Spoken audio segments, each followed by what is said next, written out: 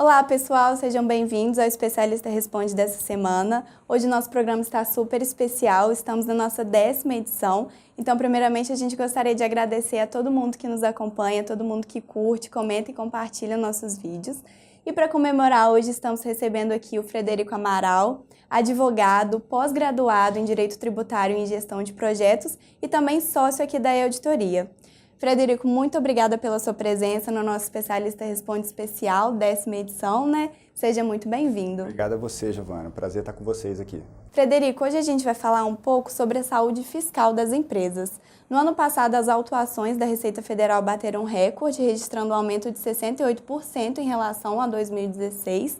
Foram mais de 205 bilhões de reais. Desse valor, quase 193 bilhões de reais foram destinados às empresas. Então, a gente quer saber, na sua opinião, por que isso aconteceu? A gente pode falar que isso é uma falta de prevenção fiscal por parte das empresas ou é uma maior eficiência por parte da Receita? Olha, eu acho que a gente tem a conjugação desses dois fatores. Primeiro, a Receita está mais preparada. É fato que a Receita está fiscalizando mais e está fiscalizando melhor. E isso se deve a alguns fatores básicos. Primeiro, o investimento em tecnologia da informação. Nos últimos anos, a Receita vem investindo pesado nessa área e a tecnologia permitiu realmente analisar um número gigante de informação em um curto período de tempo. Com isso, várias ações foram implementadas. Um exemplo é o uso da malha fina da pessoa jurídica. Dezenas de milhares de empresas recebem notificações todos os anos com o uso dessa tecnologia. E a própria assinatura digital das empresas, que todo mundo trata como sendo uma coisa tão comum, e não percebe a gravidade disso. Na verdade, quando você assina uma declaração acessória, você está confessando aqueles dados para a fiscalização. E isso dá poder, dá legitimidade para que o fiscal te autue à distância, sem visitar o seu estabelecimento e sem pedir documentos adicionais. Em paralelo, a Receita vem capacitando seus auditores fiscais, cada vez mais. Para você ter uma ideia, em 2010, o crédito tributário médio constituído de um auditor fiscal era de 22 milhões de reais. Em 2017, 7 anos depois, esse mesmo crédito tributário médio constituído por auditor passou para 85 milhões de reais. Ou seja, em 7 anos a gente quase que quadruplicou o poder de autuação da Receita. E se fizermos a conjugação desses dois fatores, mais tecnologia da informação e mais capacitação do corpo técnico da Receita, a gente chega num fator fundamental para compreender esse aumento das autuações, que é a melhora da seleção dos contribuintes a serem fiscalizados. O que é isso? Antigamente, a Receita fiscalizava as empresas com base em critérios de região geográfica ou com base em critérios de segmento econômico. Quando o fiscal chegava numa empresa, ele não sabia muito bem o que ele iria encontrar. E com essa inteligência que foi montada, hoje a Receita consegue analisar essas empresas eletronicamente e determinar quais são aqueles contribuintes que cometeram erros ou que forneceram indícios de sonegação fiscal. Com isso, a ação do fiscal hoje é precisa. Quando ela chega numa empresa, a Receita chega numa empresa sabendo que ali ela vai encontrar crédito tributário a ser constituído. Bom, agora vamos falar um pouquinho das empresas. Infelizmente, a gente assiste ainda muitas empresas tratando um departamento contábil, um departamento fiscal, como um custo indesejado. Na verdade, elas deveriam tratar esses departamentos como fatores estratégicos do seu sucesso no contexto atual do Brasil. Com a complexidade tributária que a gente tem e com a alta carga tributária, qualquer erro cometido nesses setores fiscal ou contábil representa um prejuízo financeiro enorme para as empresas. Então, a gente assiste, sim, muitas empresas não investirem o suficiente nos seus departamentos fiscais, contábeis, trabalhistas, de forma a se prevenir dessa fiscalização. Então, eu acho que é a conjugação desses dois fatores mesmo. Em questões de valores, você pode dar um exemplo para a gente como que fica se realmente uma multa chega até uma empresa? Olha, para você ter uma ideia, se você transmite hoje um arquivo do SPED com dados omissos, incompletos ou inexatos, a multa é de 3% do seu movimento. Então, vamos supor que você tem uma empresa que fatura 2 milhões de reais.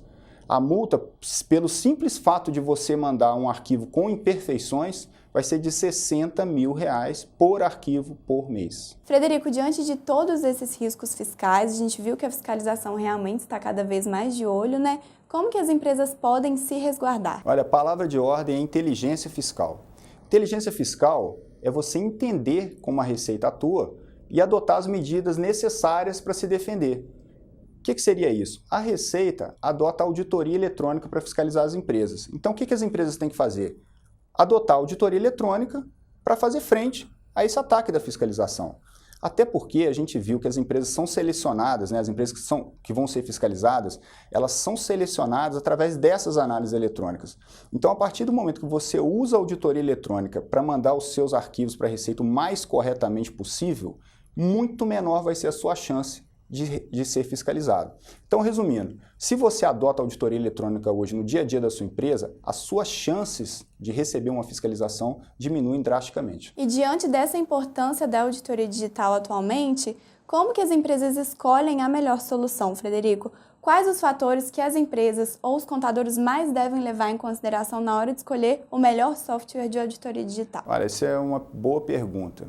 Para começar a responder, eu vou fazer uma analogia.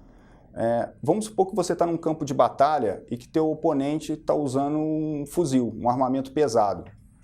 Você não vai enfrentá-lo, por exemplo, se você está num veículo, com uma blindagem de nível 1, que resiste a tiro de revólver 38 ou tiro de revólver 22. Você tem que usar uma blindagem nível 3, que vai resistir a tiro de fuzil. Utilizar um software de auditoria eletrônica é mais ou menos similar. A Receita tem um poderio de fiscalização muito grande. Então, você tem que utilizar um software de auditoria eletrônica que faça face a esse poderio da Receita. Tem alguns fatores interessantes para serem analisados na hora de você adquirir um software de auditoria eletrônica. O primeiro que eu acho muito importante chama-se foco.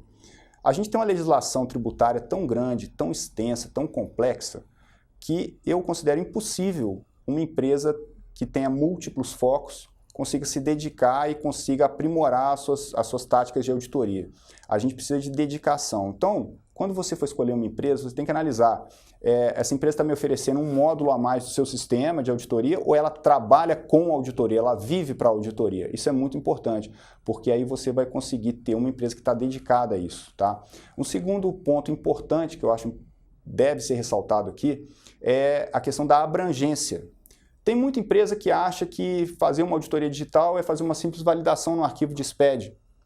E a gente sabe que a Receita vai muito além disso. Né? Ela não se resume a uma simples validação de arquivo. Ela faz inúmeros cruzamentos, ela faz análises avançadas, ela pega indícios de sonegação fiscal. Então, é legal você observar a abrangência do software de auditoria que você vai contratar. Quantos arquivos diferentes ele audita, quantos cruzamentos ele realiza, qual o nível de profundidade das análises que vão ser realizadas. Um outro fator também que eu acho muito importante é a equipe que está por trás desse software. Então, eu aconselho a vocês, verifiquem. Existe uma equipe dedicada à atualização legislativa? A gente sabe que no Brasil o ritmo das alterações legais e normativas ele é muito intenso. Se formos contar que nós temos 27 unidades federativas, mais a União Federal, e que toda essa legislação ela muda o tempo inteiro, a gente precisa de uma equipe por trás do software atualizando ele permanentemente. Então, tem que ter sempre novidade, tem que estar sempre acompanhando a legislação, tem que estar sempre antenado nessas alterações. Por falar em equipe por trás de software, é muito importante, mas muito importante que você tenha equipe de atendimento. Por quê? Não basta o software. A gente não falou que a legislação brasileira é complexa, é vasta, ela sofre alterações a todo momento? Então, quantas vezes eu pergunto, às vezes é comum eu perguntar para as pessoas, você já foi num plantão fiscal e já teve respostas diferentes para o mesmo tema? Ou seja, servidores, dependendo do plantão, servidores que forneceram respostas diversas para o mesmo tema? Isso acontece por quê? Porque a nossa legislação abre margem para múltiplas interpretações. Então, quando um sistema aponta uma mensagem para você, você não é obrigado a concordar, você não é obrigado a entender, porque a legislação é muito grande, e mesmo que você entenda, muitas vezes você não sabe como corrigir. Então, você precisa de pessoas na retaguarda, pessoas para te orientar, pessoas para debater aquele resultado com você. Então, são fatores que eu considero fundamentais na hora de uma pessoa escolher um software de auditoria digital. Frederico, e sobre a questão da imparcialidade, também é um fator que as empresas devem levar em conta? Muito bem lembrado, Giovanni, boa observação. Quando você desenvolve determinada coisa, você não pode auditar o seu próprio trabalho. Tem uma máxima na auditoria que é o seguinte, quem faz não audita. Imagina um próprio aluno corrigindo a própria prova, né? Se ele não tem consciência que a resposta dele está errada, como é que ele vai ter senso crítico para falar que aquilo está errado? Então a gente tem que tomar muito cuidado. Empresas desenvolvedoras de software fazerem a própria auditoria do arquivo que elas próprias geram é algo perigoso. Por quê? Se um programador tem uma interpretação equivocada da legislação e isso reflete na geração do arquivo, fatalmente ele não vai criar uma regra para criticar a si próprio. Entende? Então, a auditoria tem que vir acompanhada de uma palavra que chama independência. A auditoria tem que ser independente. Ela tem que falar doa quem doer, magoe a quem magoar, incomode a quem incomodar. Assim que a auditoria tem que funcionar. Frederico, a gente sabe que a rotina dos profissionais da área contábil e fiscal é uma rotina super atarefada, né? Afinal, são diversas obrigações, vários arquivos. Geralmente são profissionais que lidam com prazos muito curtos, né? Como que esses profissionais, então, podem encaixar a auditoria eletrônica no dia a dia tão atribulado? Olha, realmente, tem 25 anos que eu milito nessa área e a gente acompanha como é desgastante a rotina de um profissional contábil e um profissional fiscal. Realmente falta muito tempo, né? Tempo é um produto muito valioso para esse tipo de profissional. E a primeira coisa que a gente tem que entender, partindo da premissa que eu não tenho muito tempo disponível, é que o tempo que eu tenho tem que ser dedicado à correção dos meus problemas e não à procura de problemas. O que a gente observa é que muita gente gasta muito tempo procurando problemas, gasta horas e horas e horas fazendo planilhas, comparativos, etc. E, na verdade, quando descobre os erros, já está na hora da gente transmitir um arquivo, já está na hora da gente fazer outras coisas. Então, a primeira coisa que tem que se compreender é que o profissional tem que investir o seu tempo na correção dos problemas e não na procura. Para procurar problema, tem tecnologia para isso, tá? Isso é igual um médico. O médico hoje não precisa mais abrir a barriga de um paciente para procurar algum problema. Ele manda o paciente fazer uma tomografia ou manda fazer um ultrassom e num procedimento não invasivo ele já descobre que tem alguma coisa ali e dali ele parte para um tratamento. O profissional da área contábil, da área fiscal, a mesma coisa. Utiliza a tecnologia, primeiro passo, para detectar alguns problemas e dali partir para a correção. Segundo ponto que eu gostaria de comentar aqui chama-se organização. Se organizar, gente, dá para colocar isso na rotina tranquilamente. Quer ver um exemplo? Primeiro, você tem que determinar quais empresas você vai auditar, qual o nível de profundidade que você vai fazer nas auditorias nessas empresas e quem serão os responsáveis. Primeira coisa que você tem que fazer é isso.